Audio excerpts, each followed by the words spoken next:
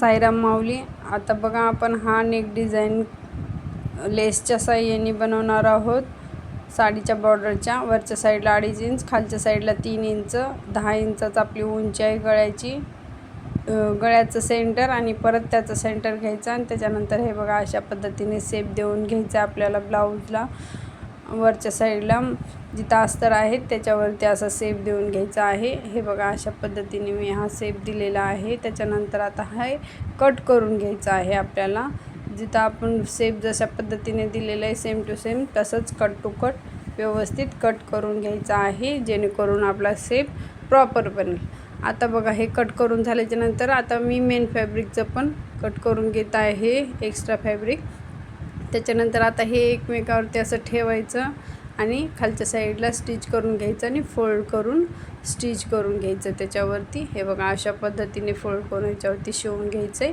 तेच कंप्लीट झाल्याच्यानंतर हे प्रॉपर सेट करायचं पूर्ण फॅब्रिक खालचं आणि वरचा अस्तर पण, आणि कट टू कट स्टिच करून घ्यायचं, जेणेकरून आपलं फॅब्रिक त्याला अटॅच झालं पाहिजे, हलला नाही पाहिजे गळा कुठेही. त्यासाठी आपल्याला हे असं शिवून घ्यायचं आहे आणि मग साईडचा एक्स्ट्रा फॅब्रिक सगळं कट करून घ्यायचं आहे. बघा अशा पद्धतीने कट करायचं आहे. पूर्ण कट असंच हळूहळू करायचं आहे, कट टू कट. आपलं मेन फॅब्रिक कट नाही झालं पाहिजे. गळा आपला जसा आहे तसाच ठेवायचा आहे.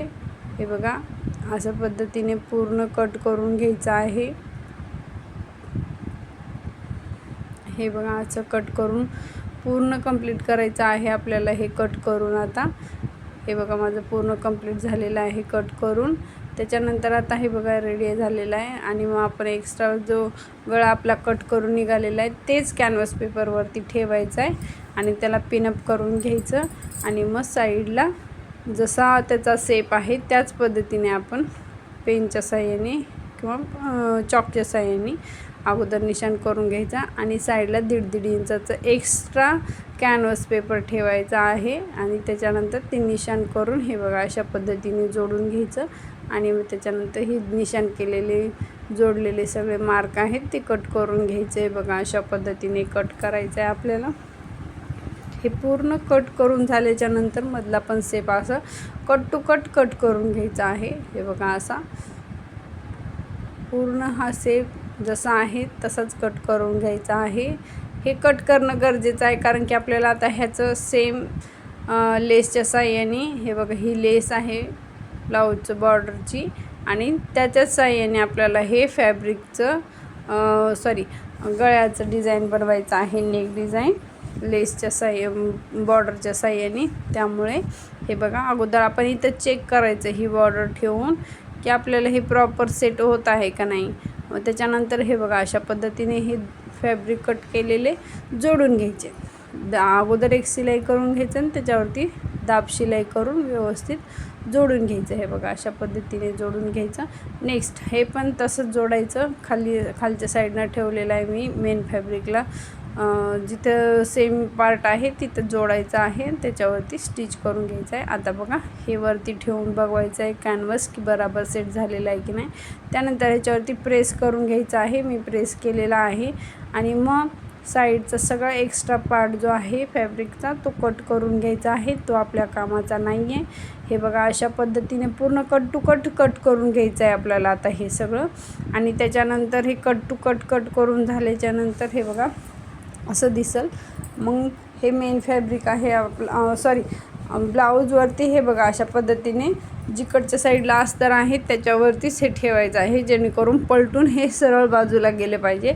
आपल्याला ही डिझाईन वरच्या साईडला करायची आहे, नेक डिझाईन. तर हे अगोदर असं कट केलेलं फॅब्रिक अस्तरवरतीच ठेवून आपल्याला ह्याच्यावरती स्टिच करायचं आहे. पूर्ण कट टू कट पाव इंचावरती स्टिच करायचं आहे आणि जिथं पॉईंट आलेलं आहे तिथं पुढे मागे करूनच स्टिच करायचं आहे. हे बघा मी स्टिच करताना पुढे मागे करूनच स्टिच करत आहे. तुम्ही पण अशाच पद्धतीने करा आणि हा नेक आपला पूर्ण कंप्लीट झालेला. इथे मी नाडी पण लावून घेतलेली आहे, छोटे छोटे दोन्ही साईडला. हे बघा जिथे पॉईंट आहेत आपले त्या साईडला मी नाडी लावून घेतलेली आहेत. आता ही पलटल्याच्यानंतर नाडी पण व्यवस्थित बाहेर निघेल आणि आपली नाडी अंडरग्राऊंड असेल. हे बघा अशा पद्धतीने प्रॉपर आणि छान पण दिसेल त्याचा लुक. हे बघा आता पलटून झालेलं आहे, पूर्णपणे असं पलटून घ्यायचं आहे आणि याच्यावरती कट टू कट स्टिच करून घ्यायचं आहे. आता ही स्टिच करत असताना ना पॉईंट एक लाईन इतकंच स्टिच करायचं आहे आपल्याला, एक्स्ट्रा जास्त करायचं नाही, कट टू कट करायचं आहे. आणि बघा साईडचा पण पूर्ण पार्ट मी स्टिच करून जोडून घेत आहे. आता इथं निशाण करून हे जे वरी राहिलेले नाड्याचे पार्ट आहेत ते व्यवस्थित मी इथं जोडून घेत आहे. त्याच्यानंतर आता आपल्याला हे कंप्लीट करून घ्यायचं आहे आणि त्याच्यानंतर लेस लावून घ्यायची आहे. हे बघा साईडला पण एक लेस लावत आहे मी. हे बघा अशा पद्धतीने अगोदर एक शिलाई पूर्ण कंप्लीट करून घ्यायची आहे. त्याच्यानंतर ह्यावरतीच हे बघा असं कट टू कट अगोदर ही स्टिच करून घ्यायचं आहे. आपण आता इथं फॅब्रिक कट केलेलं आहे तर हे लक्षात ठेवूनच आपल्याला शिवायचं आहे. ह्याच्यावरती शिवत असताना साईडला शिलाई व्यवस्थित मारायची आहे लेस लावत असताना, जेणेकरून आपला गळा हा जो बनलेला आहे तो खराब होणार नाही. आणि नंतर बघा हे बघा डबल शिलाई करून घ्यायची आहे ह्याच्यावरती सेम. हे बघा अशा पद्धतीने. आणि मग मधल्या साईडला पण मी लेस लावून घेतलेली आहे आणि खालच्या साईडला पण. बघा आपला नेक रेडी आहे बनून. कसा वाटला तुम्ही सांगा, कमेंट करा आणि लाईक करा. काही प्रश्न असले तर